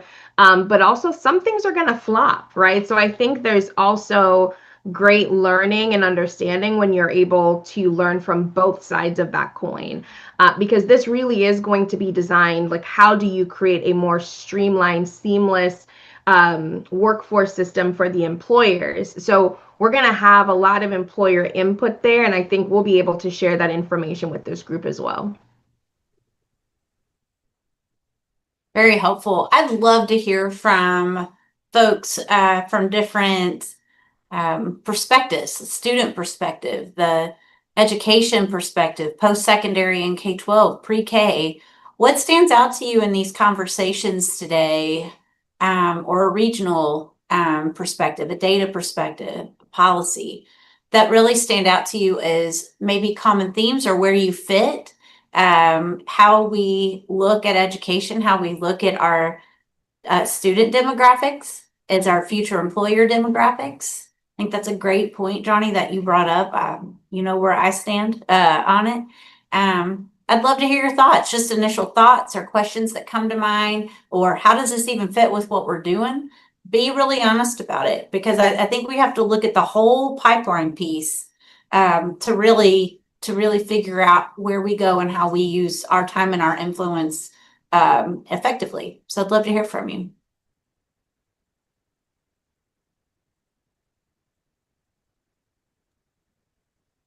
Amanda, Yes. Diane Woods, and I sit on the Kentucky Board of Education. I find this conversation so engaging and so needed. And as I listen to it, I just keep wondering, why haven't we been doing this all along? We talk about students coming in pre-K and getting them ready for a career, but how can we get them ready if we are not engaged with those different careers? And as we look at the state of Kentucky and how advanced some of the advancements that are being made, I think we have a responsibility to be sure that we are part of the team, a part of the actions that make sure that we have that population that are going to be needed for the workforce. Mm-hmm. I was just talking to a young man who dropped out of EKU and got in some trouble the next couple of weeks and has been incarcerated. And he's like, well, it's hopeless now. I can't go back to school. I can't this, I can't that. I said, you can do anything that you said. There are materials in place. And I was always so wondering why the futurity, like the big billboards that you see in different locations in the community, why don't we have some of them around? Or is that something that would have to be funded by somebody? Well, it would have to be funded by something. I would love, because I would when I go love up to Georgetown answer Road, that, especially with Representative. I'd love to answer that, especially Representative Tipton. We were able to hook and crook in my shop and found money to build futurity. We had no money set aside for it, but we thought we wanted to build something state of the art. So we did get a little gear money. COVID money, I call it. And then we found some inside of my shop to build it. I've got permanent people dedicated to it that really I'm trying to figure out. I mean, I will fund those. But you're right. We're going to be going to the legislature for a small amount of money. It won't be a lot to keep this going, but we do need to advertise this. I think you're absolutely hitting the nail on the head. I've gotten so many responses from people and a couple of parents as on my messenger as of a couple of days ago, telling me that their kids use it. I gave it to my own child who is actually getting ready to go to college next year, and they were just flabbergasted at how they could get information at this level. So I'm there with you. We've got to get this out there to where people can use it. Yeah, and I think when we were talking about different demographics, is that we get the word out there to different populations. There are organizations in all of our counties and communities that are either based upon different missions. For example, I'm thinking of the YMC Black Achievers, the NCAA education programs. And until we do that, I think we're going to keep going back, like that hamster on the wheel, just keep moving over and over and over. But even though those billboards and that information being in different segments of the population, especially in here in Lexington, where we think about the zip code area, okay, what are you doing? Mm-hmm. Yeah, so great question. And Dr. Thompson answered a lot of that. And that's where we're even seeking private funding as well, because we're getting easily into schools, into DJJ, we're getting into JAG programs, we're getting into alternative schools, virtual schools. Jessica is at SOAR to get with Eastern Kentucky adults seeking jobs. Where we're struggling, Diane, is exactly what you said. Those who are not connected to a center or a program with support, getting that information to them. We have our largest group of users are Louisville and Lexington, because that's where our greatest populations are. But our usage has really expanded. But we think most of that, honestly, is from schools, which we are very grateful for. Our career centers are actually using it. Very grateful. Kia is using it. Some of our campuses are using it. So that's fantastic. Our career development centers, we've included those on our campuses. But it's the individuals who almost that you talked about that says, I got nothing. I don't know where to go. I don't know what to do. I think that's where we have to get, and that's what I had shared with the committee, that we have to get real strategic on our outreach for those who feel lost and unworthy. And that's where we have a definite need. And I appreciate you bringing that up very much. And Amber Snell had just put in the chat, teaching students that are capable and have opportunity are not just test score or a disability. And that is so true. Mindset is everything. And Representative Tipton, I think you had unmuted a while ago. Were you going to say something? Yes, Amanda. Yes. A few comments to make as we go forward. Yes. Alisher mentioned that his group is doing the AI task force. Yes. And I think this is a critical subject that we have to get our arms around. Yep. It's here. It's not going away. And it's going to drastically impact the workforce and the skills that our students need to engage in the workforce. I was listening to the radio this morning and they were talking about a restaurant, I believe in San Francisco. You go in, you order your food, it's brought to you. There's not a single human being in that restaurant. It's all done by robots. But somebody's got to build those robots. Somebody's got to maintain them. It's got to program them. So we're going to see a drastic paradigm change in the skills that are needed going forward, and we have to be able to respond to that. I know Southern Regional Education Board is in the second year of a task force on this. They've got higher ed people, business leaders, so I'm anxious to see some of their recommendations that come out. That's critical. I do have a request. Yes. At the last interim meeting, we had ETS there to discuss the praxis. And I'm confident in the 26th session, there's going to be a discussion and a debate about the need for the praxis exam for our teacher workforce. And it actually, a bill passed out of the House last year. I had some issues with it, particularly because Senate Bill 9 and House Bill 162 require testing for early education, literacy, and numeracy teachers. That's right. But it did not go anywhere in the Senate, but the conversation is going to continue to go up. So I was wondering if CEC could give some thought to that and have some conversation about that, Absolutely. about the importance, the practicality, and maybe some suggestions how to best navigate that issue going forward. I would certainly appreciate that. We can absolutely do that. And as you know, since the beginning, that has been one of the key priorities on this group. Because if we don't have strong, competent, prepared teachers, we're not going to have strong, competent, prepared students. And you know, it's important that we invest in our educators. And so we can absolutely follow up. It's interesting you brought that up because that has been brought to me twice already this week. And it is only Wednesday. So I appreciate that and would love for us to go back and pull what we have and update that and get an updated information. I absolutely will take that. Thank you. Amanda, Anything else? Oh yeah, Alisher. do a quick response to Representative Tipton on the AI side. So our task force, we wanted to make it limited time, so just this year, and it is co-chaired by Professor and Dr. Sun from U of L and a business member for our board, Kim Menke. So we wanted to make it kind of a dual approach. And one of the things that we're already, after one meeting, finding out technology is moving so fast, but guess what's still sticking around? Those essential, durable, soft skills that's going to be consistent across the board. So I think that just reflects the importance of the graduate profile.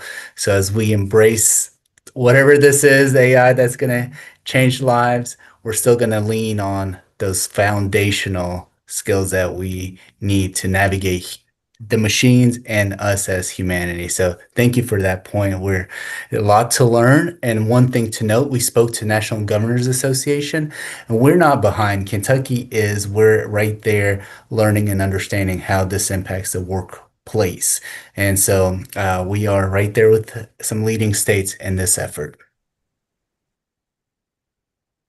Since we're already on this, anybody else have requests or things that based on what was shared today, what's going on with the K-Web, what's going on with the foundation, what's going on in post-secondary and K-12, preparing for a long session, what else really comes to mind for you on these topics in the pipeline piece? Amanda, I was just thinking, I appreciate Representative Tipton bringing this up as we think about transitions. Yep. I know there's some transitioning going on between ACT, the SAT, and whatever in K-12. We're having a lot of discussions in higher ed about what we do to move forward, to be honest with you. And we haven't come to any conclusions yet. But one of the things that happened years ago when I took over higher ed, we went to a test optional state. And we still use SATs and ACTs, mainly ACTs and Coyote and placement, and scholarships, to be honest with you. But there is some movement on our campuses, as Jenny Sawyer can tell you, who's there, to look at other alternative measures.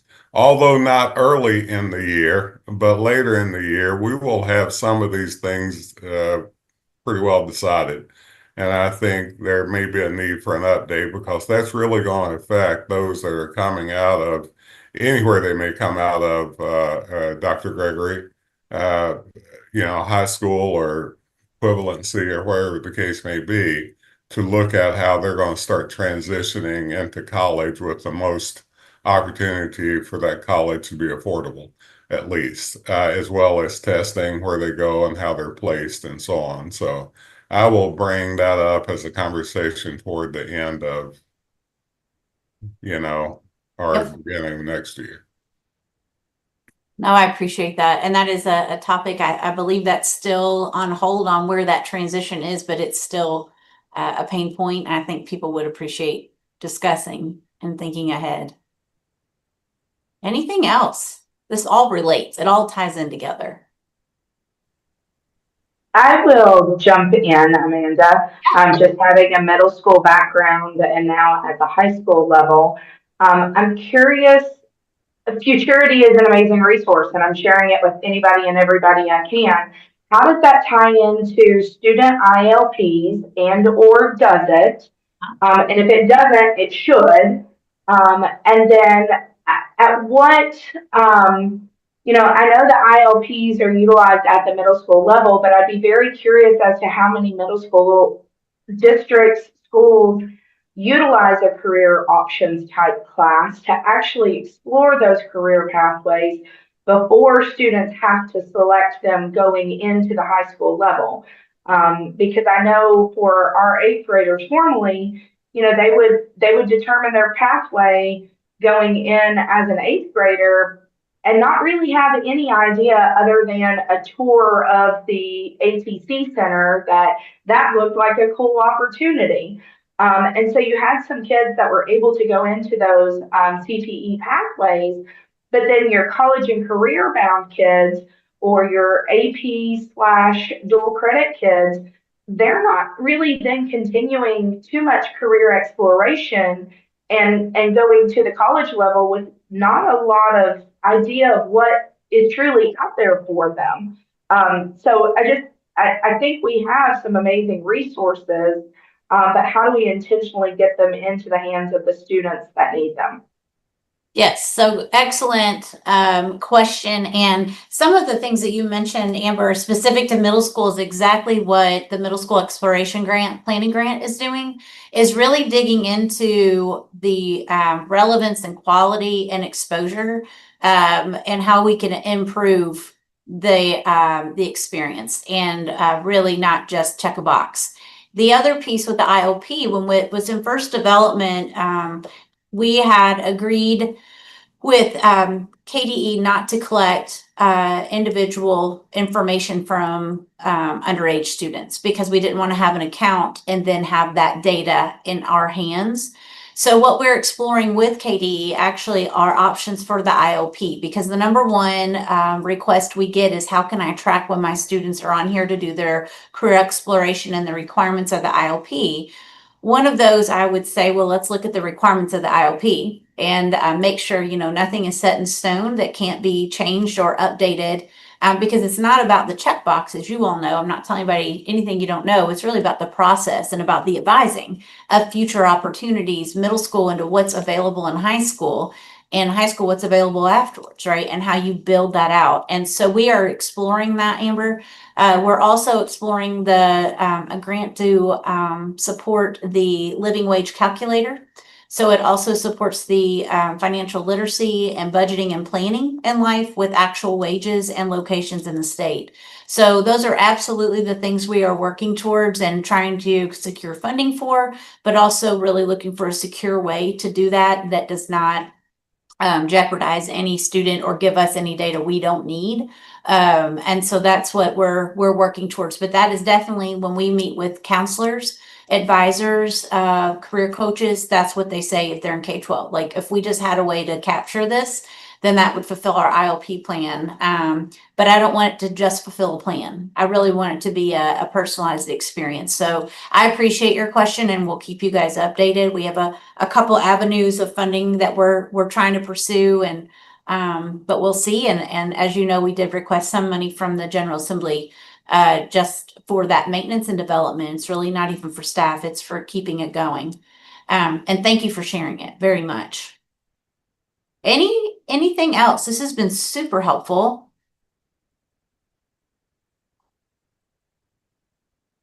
Macy, can I put you on the spot for just a second? You're not a shy girl. I know you. I would love to know, like, is this hitting home for you, or is this like, wah, wah, this is not how it really is in life? Like, I would love for you to share your perspective as a senior in college and as you prepare for a career. Absolutely. And I think Amber's comment a few minutes ago really hit home. Teaching students that they are capable and have opportunities and not just a score disability is really important, especially when we're talking about in the early education formative years, starting in pre-K. Because I mean, in my educational experience in Kentucky public schools, as early as kindergarten, you're taking MAP tests, you're taking reading exams, you're taking all of these scores, and you're in an environment where everyone is taking those same scores, and it's immediately comparison at age 5, I think. And then so teaching people that it's more opportunities are still available for you, even if you are not, say, testing in the highest percentile of your class, or if you have different needs than other students in your class. And I think this conversation that's happening right now is a great way to not only start what Amber was talking about, but also start carrying that into the workforce. Because I mean, now as a senior, I've seen a lot of my friends transitioning from college to the workforce, and some people struggle. They do, because it's very different. And I would say a lot of these people were high achieving in college, but it's difficult. It's difficult to change, and it's difficult to find your place in the workforce, and also you translate those skills from your education to the workforce, and not just feel like it's a repetitive 8 to 5 cycle, which is kind of difficult coming from college. So I think this conversation that we're starting is definitely hitting home, and definitely something that we should keep working with. And I love the idea of the 10 essential skills that we were talking about earlier in this meeting. I think that's a great way to help people transition from post-secondary education to their professional world. I hope that kind of answers your questions and gives some perspective. It absolutely does. And then some. I appreciate your perspective, especially you're right, from the perspective of being 5 or 6 and what that felt like, because you were completely aware, and which was not intended for malicious intent, but you already know. Kids don't miss a thing, and so as you're a grown woman now and preparing, I appreciate your perspective on that for sure. So thank you. And thank you for letting me put you on the spot. So anything else before we kind of wrap up today to prepare for another? Yeah, Jenny. So yesterday I had the pleasure of going to the ECTC community breakfast that they have every year that Justin Pate kicks off kind of the school year. And we signed our MOA to kick off our very first 4-year program that's happening on a community college campus at ECTC, and it's in applied engineering. And I tell you this because the young man who will be the first student in this program got up and spoke. And I think he identified a learner that we need to keep in mind. And that is, when he was a senior in high school in Hardin County, he had to help support his family. So he had to help his parents. And so he began his educational journey by taking his last credit of high school while working full-time in a manufacturing plant. And he took his last high school credit as a dual credit English at ECTC. And from there was introduced into some of their industrial maintenance programs and got his AAS, and has been promoted in the workforce, and is now moving on to this 4-year degree program in applied engineering. So I think that realistically in this Commonwealth of Kentucky, we will see more and more students who, from an affordability standpoint, take that very non-traditional path. And so their transition to career is happening right alongside while they are earning their degree. And they're not the adults that we think of that are doing it. Right. He is now 20 years old and is in his second job in manufacturing, has been promoted, and is now starting his journey. He's taking 15 hours 12 with us and 3 with ECTC. But I think we're going to see more and more of this, and we need to adapt our models to be able to fill those jobs that are definitely needed in applied engineering. And also, but to fill the needs of those students that are out there who need those more flexible models. I love that, Jenny. Thank you for sharing. I think that's a great perspective. Jenny, as you all know, we just started off our second cohort in our student success collaborative to focus on items exactly what you just meant. We're working with University of Louisville as a part of the new cohort, along with 2 community colleges. You're absolutely right. We better be changing our model, not just of delivery of classes, but also of delivery of services. And so our big push now, as well as Representative Tipton knows, we have adult learners as part of our performance funding model. Our institutions are looking for innovative ways, as you all are doing with ECTC, by the way. Who would have ever thought that to do exactly what you're talking about? Thank you. Yeah, I love that. I agree. I think our whole perspective has to shift. Definitely. Any last words from our co-leads, Lieutenant Governor Coleman or Dr. Thompson, before we? I'll just say you guys are amazing. I love listening to your experiences and your feedback and your perspective. They're in some cases are things that I would have never thought of. Like Jenny, what you just said is not something I'd ever really given any thought to. And so I love that you guys keep each other, all of us on our toes. So thank you guys for what you do. Absolutely. Thank you. Dr. Thompson? Yeah, I will just say that I think about when we started this and where we're at now. And I say this almost every meeting because every meeting I feel this way. And I'm just quite amazed at how far we've started. I wish if we could compile all the data from how we've improved in all these areas in the last 5 years, you're going to be shocked. I mean, you'll literally be shocked. Now, interesting enough, other states are following us and they probably know our data. Are following and at the level, because this is why, obviously, this is why we do what we do, no doubt. But this is why you all who are decision makers, that not just people that can come in and talk, but decision makers at so many levels are a part of this CEC. I'm really proud of this, and every time I'm on here, it's always hard for me to find 2 hours in any block of time anymore, as Amanda can tell you. But every time I'm on here and spend the 2 hours here, I just walk away, Lieutenant Governor, as you said. Even though I know this already, but I walk away hearing it, feeling just very proud of the work that we're doing in Kentucky. And I hope you all feel equally proud. Absolutely. I'm very grateful for the participation and the collaboration. I think it's just gotten stronger. And literally everybody asked me, how do you get those people to the table? Every time. And I said, our secret sauce in Kentucky is collaboration. And I believe that. And so this really sets us up beautifully for November. It is a face-to-face. I know that's hard for many of you, and we've held off a large block of time. We'll confirm that location. It'll be here in Frankfurt, and confirm that block of time. We don't want to waste your time to drive for, a short meeting, but we also value your time, and we know how incredibly precious it is. But we will compile these notes. You've really set us up well for how we can deep dive into some things definitely in November, what we move forward with, and I think even some data points.